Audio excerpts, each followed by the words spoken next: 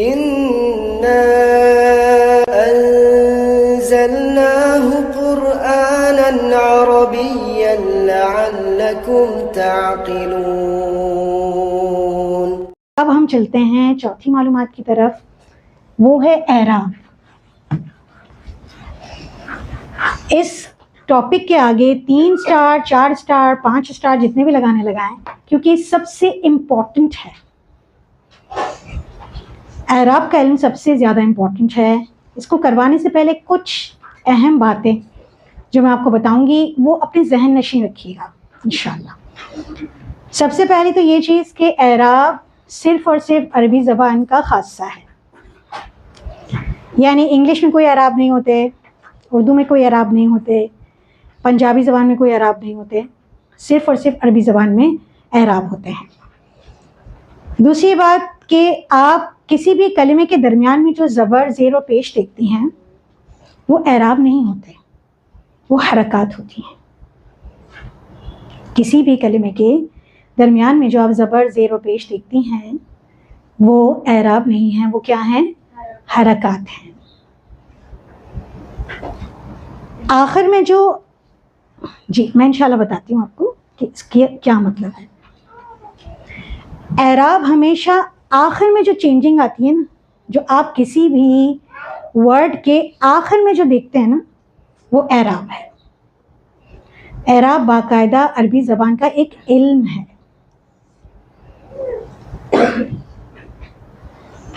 اس کی اگر آپ ڈیفینیشن لکھنا چاہیں تو یہ ہے: اعراب معنی میں تبدیلی کے بغیر کسی بھی کلمے کے آخر میں ہونے والی تبدیلی. معنی میں تبدیلی کے بغیر کسی بھی کلمے کے آخر میں ہونے والی تبدیلی. 3 چیزیں امپورٹنٹ ہیں. کون کون سی؟ معنی میں کوئی تبدیلی نہیں آئے گی. آپ اینڈ میں چینجنگس تو دیکھیں گے، اعرابی تبدیلیاں دیکھیں گے آپ، لیکن معنی میں کوئی تبدیلی نہیں آئے گی، پہلی چیز. دوسری چیز کیا ہے؟ کلمے کے آخر میں چینجنگ آئے گی. کلمے کے آخر میں چینجنگ آئے گی. یہ 2 چیزیں آپ کو اعراب کے متعلق یاد رکھنی ہیں. یہ اس کی ڈیفینیشن. جیسے میں لکھتی ہوں ایک ورڈ،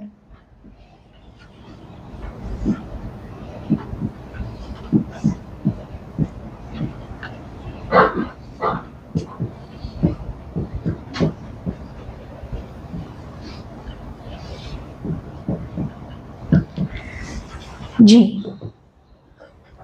اب بتائیے مجھے، یہ ہے محمدن، یہ ہے محمدن اور یہ محمدن. معنی میں کوئی تبدیلی ہے؟ معنی میں کوئی تبدیلی آئی؟ محمد کا اسم، اس کا معنی محمد ہی رہے گا، لیکن آپ نے لاسٹ میں چینجنگ دیکھی.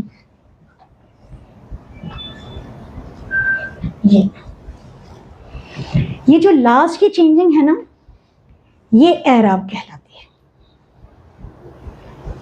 یہ جتنا بھی درمیان میں لکھا ہوا ہے، جتنی بھی یہ ساری چیزیں ہیں، یہ کیا ہیں؟ یہ حرکات ہیں. یہ جتنا بھی آپ کو یہاں پر نظر آ رہا ہے، یہ سب حرکات ہیں.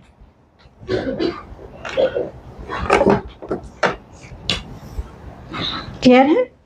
یہ سب حرکات ہیں. اور یہ جو ریڈ سے میں نے مارک کیا ہے، یہ کیا ہے؟ اعراب. اس کے علاوہ جو ایک اور امپورٹنٹ چیز ہے وہ ہے اعراب کی 3 حالتیں، یعنی کسی بھی اسم کی 3 حالتیں ہوتی ہیں. کسی بھی اسم کی 3 حالتیں ہوتی ہیں. اعراب میں ہم بیسیکلی حالتیں پڑھیں گے. ایسی حالت اسم کی جو معنی میں کوئی چینجنگ نہیں لاتی، جو اسم کے آخر میں ہوتی ہے، اور تینوں میں سے کوئی ایک اختیار کرتی ہے. کتنی حالتیں ہو گئیں؟ 3. اور یہ کسی نہ کسی وجہ سے چینجنگ آتی ہے. وہ وجہ بھی ہم نہیں پڑھ رہے، ہم صرف چینجنگ پڑھ رہے ہیں. تو کیا کیا چیزیں آپ کے پاس آ گئیں کہ حرکات اعراب نہیں ہوتی، اعراب صرف اور صرف عربی زبان کا خاص علم ہے. اس کے علاوہ اعراب آخر میں ہوتے ہیں. اور اعرابی کتنی حالتیں ہیں؟ 3. کون کون سی؟ حالت رفع کہیں گے کیا اس کو؟ حالت رفع، حالت نصب اور حالت جر. ان تینوں میں سے کوئی بھی حالت ہوگی. مثلاً آپ کلمہ طیبہ پڑھتے ہیں، کیا ہے؟ لا الہ الا اللہ محمد الرسول اللہ. اذان سنتے ہیں، اس میں کیا آتا ہے؟ اشہد ان محمدن عبدہ ورسولہ. پھر آپ درود شریف پڑھتی ہیں، اللہم صلی علی محمد وعلی آل محمد. وہاں کیا دیکھتی ہیں؟ محمد. کیوں ہو رہا ہے یہ بھی ہم نہیں دیکھ رہے، لیکن کب محمدن آئے گا، کب محمدن آئے گا اور کب محمدن آئے گا، یہ اسٹڈی کس میں ہوتی ہے؟ اعراب. ٹھیک ہے، یہ ہم اعراب میں پڑھیں گے. اس کی وجہ یہ ہے کہ عربی زبان میں کا، کو، کے، کی، اس کے لیے کوئی ورڈ نہیں ہے. آپ اس کے ذریعے پتہ چلائیں گے. آخری جو آپ کو چینجنگز نظر آئیں گی، میں نے ابھی تک کہیں بھی یہ نہیں کہا 2 زبر 2 زیر 2 پیش. میں نے کبھی بھی ابھی تک یہ نہیں کہا کہ تنوین. میں نے صرف یہ کہا ہے کہ لاسٹ کی چینجنگز. اب وہ لاسٹ میں کیا کیا چینجنگز ہوتی ہیں وہ انشاءاللہ ہم پڑھیں گے. تو یہ سمجھ آ رہی ہیں باتیں؟ یہ اسٹارٹ میں اس لیے بتا رہی ہوں تاکہ آپ کو سمجھنا آسان ہو جائے. جب ہم اس پہ ورکنگ کریں گے، لاسٹ میں ورکنگ ہوگی، ایک ہی اسم پر ورکنگ ہوگی. کوئی بھی اسم کتنی حالتیں اختیار کر سکتا ہے؟ 3. ٹھیک ہے، تینوں ایک ساتھ اختیار کرے گا؟ نہیں، کسی بھی ایک حالت میں ہوگا، یا حالت رفع میں، یا حالت نصب میں، یا حالت جر میں. یہ عربی پروننسیشن ہے رفع، نصب و جر. آپ اس کو چاہیں تو رفع، نصب، جر کچھ بھی کہہ سکتے ہیں، کیونکہ ہمارے عرف عام میں، زبان میں، اردو میں اس کو رفع، نصب، جر کہہ سکتے ہیں. تو رفع، نصب اور جر یہ عربی میں ہے. یا تو کوئی اسم فاعلی حالت میں ہوتا ہے، وہ کام کر رہا ہوتا ہے، تو وہ حالت رفع میں ہوگا. تو اس کا دوسرا نام کیا ہو جائے گا؟ فاعلی حالت.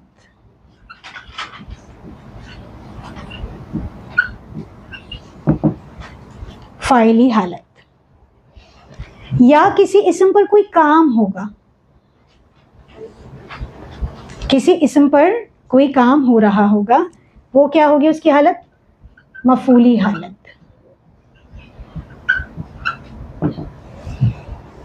یا کسی اسم کے ساتھ کسی اسم کی نسبت کی جا رہی ہوگی، اس کے ساتھ کنیکشن ہوگا، اضافت ہوگی، وہ کیا کہلائے گی؟ اضافی حالت. یہ جو اضافہ ہم کر لیتے ہیں کسی چیزوں میں، یہ وہ والا اضافہ نہیں ہے. ٹھیک ہے، یہ اضافی حالت ہے. یہ کسی چیز کی طرف نسبت. جیسے میری کتاب، تو کتاب کی نسبت کس کی طرف ہو گئی؟ میری طرف، تو یہ اس میں آ جائے گا. اسی طرح میں کاغذ پر لکھ رہی ہوں، تو کاغذ پر یا نوٹ بک پر لکھنے کا کام ہو رہا ہے، تو وہ کس میں آ جائے گا؟ مفعول. میں لکھنے کا کام کر رہی ہوں، میں فاعلی حالت. سمجھ آیا؟ فاعلی حالت حالت رفع، مفعولی حالت حالت نصب، اور اضافی حالت حالت جر. اتنا کلیئر ہے سب کو؟ ٹھیک ہے، الحمدللہ. ایک اور امپورٹنٹ بات، ہر اسم بائی ڈیفالٹ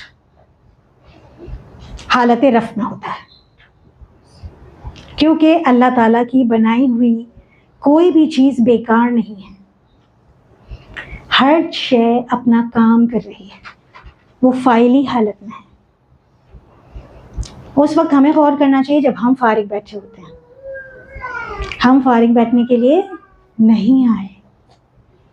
کچھ لوگوں سے سنا ہے کہتے ہیں فالتو بیٹھے ہیں، کوئی کام ہی نہیں کرنے کو، فارغ ہیں، کوئی نہ کوئی مصروفیت اپنے لیے ڈھونڈیں. تو ہر اسم بائی ڈیفالٹ حالت رفع میں ہوتا ہے یا فاعلی حالت میں ہوتا ہے. کوئی نہ کوئی وجہ ہوتی ہے جس وجہ سے وہ یا تو حالت نصب میں جاتا ہے یا حالت جر میں جاتا ہے. اتنا کلیئر ہے؟